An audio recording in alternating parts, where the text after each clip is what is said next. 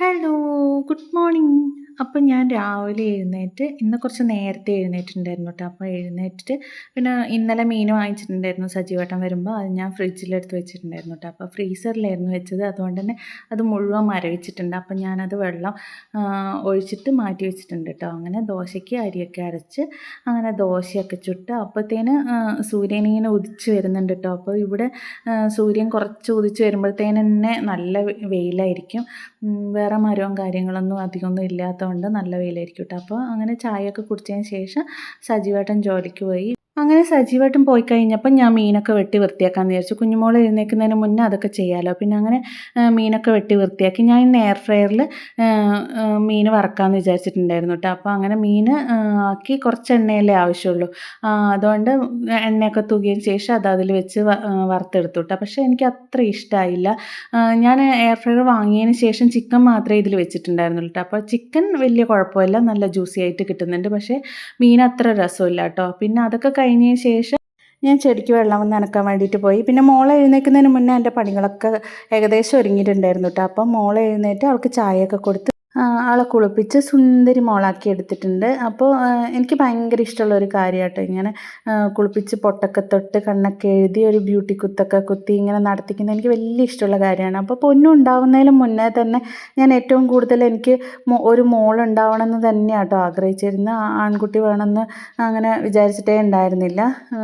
പിന്നെ കണ്ണനുണ്ടാവുന്ന സമയത്ത് എല്ലാവരും ആയിരിക്കട്ടെ എന്നൊക്കെ പറയുമ്പോൾ എൻ്റെ മനസ്സിൽ പെൺകുട്ടീൻ്റെ രൂപം തന്നെയായിരുന്നു കേട്ടോ. മോള് അവളെ പൊട്ടുപൊടിയിക്കുന്നതും അതുപോലെ കണ്ണെഴുതിക്കുന്ന കാര്യങ്ങളൊക്കെ തന്നെയായിരുന്നു എൻ്റെ മനസ്സിൽ. പിന്നെ ഏതെങ്കിലും ഒരു ഷോപ്പിൽ പോയി കഴിഞ്ഞാൽ നല്ല കുഞ്ഞുടുപ്പൊക്കെ കാണുമ്പോൾ ഞാനെപ്പോഴും എൻ്റെ മനസ്സിൽ അത് അവളെ ഇങ്ങനെ ഉടുപ്പിക്കുന്നതായിട്ട് ഞാനെപ്പോഴും മനസ്സിൽ കണ്ടുകൊണ്ടിരുന്നത്.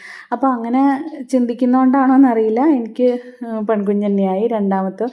അതുകൊണ്ട് തന്നെ അവൾ ജനിച്ചപ്പോൾ എനിക്ക് അയ്യോ ആൺകുഞ്ഞിനെ കിട്ടിയില്ലല്ലോ എന്ന് ചിന്തയേ ഉണ്ടായിരുന്നില്ല കേട്ടോ. അങ്ങനെ കണ്ണൻ്റെ ഒരുക്കങ്ങളൊക്കെ കഴിഞ്ഞതിന് ശേഷം ഞാൻ അവൾക്ക് ചോറ് കൊടുക്കാമല്ലോ എന്ന് വിചാരിച്ചു. പിന്നെ ഞാൻ വാരി കൊടുത്തിട്ടൊന്നും അവൾ കഴിക്കുന്നുണ്ടായിരുന്നില്ല കേട്ടോ. ഇങ്ങനെ അവളുടെ കുഞ്ഞിക്കൈയിൽ വാരി കഴിക്കുന്ന മാത്രമേ ഉള്ളൂ. അല്ലെങ്കിൽ ഇപ്പം കുറച്ച് ദിവസമായിട്ട് അവൾ ഭക്ഷണം കഴിക്കുന്നതൊക്കെ കുറഞ്ഞിട്ടുണ്ട്. പിന്നെ അതിൻ്റെ ഇടയിൽ പൊന്നു വന്നിട്ട് ഇങ്ങനെ പരാതി പറയായിരുന്നു, കണ്ണന് മാത്രമേ അമ്മ വാരി കൊടുക്കുന്നുള്ളൂ, എനിക്ക് തരുന്നില്ല എന്നൊക്കെ പറഞ്ഞിട്ട്. പക്ഷേ ഇടയ്ക്കൊക്കെ ഞാനങ്ങനെ വാരി കൊടുക്കാറുണ്ട് കേട്ടോ. അങ്ങനെ അവൾക്കും ചോറ് കൊടുത്തു. പിന്നെ എന്ത് കറി ഉണ്ടെങ്കിലും അവൾക്ക് ഇതുപോലെ കുറച്ച് പുളി വേണം, അതും കൂട്ടി കഴിക്കും കേട്ടോ. അപ്പോൾ കറികളൊക്കെ കൂട്ടുമെങ്കിലും എന്നാലും കുറച്ച് പുളിയും കൂടെ അതിൻ്റെ കൂട്ടത്തിൽ കഴിക്കും. അപ്പോൾ അതൊക്കെ കഴിഞ്ഞതിന് ശേഷം ഞാൻ അവിടെയൊക്കെ ക്ലീൻ ചെയ്യാമെന്ന് വിചാരിച്ചു. പിന്നെ ഈ ഒരു ടേബിളിൻ്റെ മുകളിൽ ഒരുപാട് കാര്യങ്ങളിങ്ങനെ വലിച്ചു വാരി ഇട്ടിട്ടുണ്ടായിരുന്നു കേട്ടോ. പിന്നെ അതിൻ്റെ ഇടയിൽ കണ്ണനത് ആ ടേബിളിൻ്റെ ഷീറ്റൊക്കെ കീറിയിട്ടുണ്ടായിരുന്നു, അതൊന്ന് പുതിയത് വാങ്ങിക്കുകയും വേണം. പിന്നെ അതൊക്കെ വൃത്തിയാക്കിയതിന് ശേഷം ഞാൻ കുറച്ച് ദിവസമായി ഇങ്ങനെ വിചാരിക്കുന്നു ഈ ഫാനൊന്ന് വൃത്തിയാക്കി എടുക്കണമെന്ന്. അങ്ങനെ ഞാൻ അതൊക്കെ എടുത്തിട്ട് കഴുകാലോ എന്ന് വിചാരിച്ചിട്ട് അങ്ങോട്ട് കൊണ്ടുപോയിട്ടാണ്. പിന്നെ ഇന്ന് പൊന്നുള്ളത് കൊണ്ട് തന്നെ എനിക്കിതിനൊക്കെ സമയമുണ്ട് കേട്ടോ. കണ്ണനെ നോക്കാൻ ഒരാളുണ്ടല്ലോ. ഞാനിത് മാസത്തിലൊരിക്കൽ ക്ലീൻ ചെയ്ത് വെക്കുന്നതാട്ടോ.